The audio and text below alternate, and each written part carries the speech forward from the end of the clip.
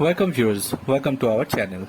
An international team of scientists led by University of Utah identified a component within the venom of the deadly marine cone snail, the geography cone, that mimics a human hormone called somatostatin, which regulates the levels of blood sugar and various hormones in the body.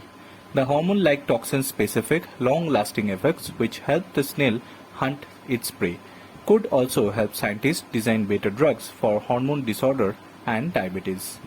The somatostatin-like toxin the researchers identified could provide invaluable insights into the new medications for diabetes and hormone disorders.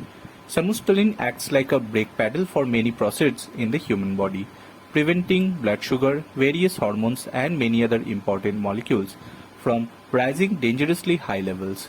The researchers found the cone snail toxin called consomatin works simultaneously, but consomatin is more stable and specific than the human hormone, which makes it promising blueprint for drug design.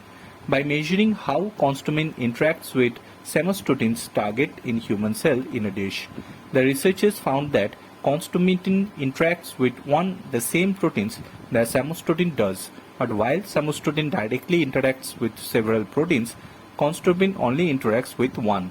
This fine-tuned targeting means that the cone snail toxin affects hormone levels and blood sugar levels, but not the levels of many other molecules. In fact, the cone snail's toxin is more precisely targeted than the more specific synthetic drug designed to regulate hormone levels, such as drugs that regulate growth hormones. Such drugs are an important therapy for people whose bodies overproduce growth hormones. Consomatin's effects on blood sugar could make it dangerous to use as a therapeutic, but studying its structure, researchers could start a design drugs for endomycin disorder that have fewer side effects.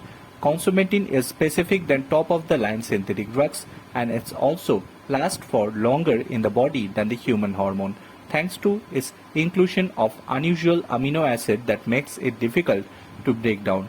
This is a useful feature for pharmaceutical researchers looking for ways to make drugs that will have long-lasting benefits.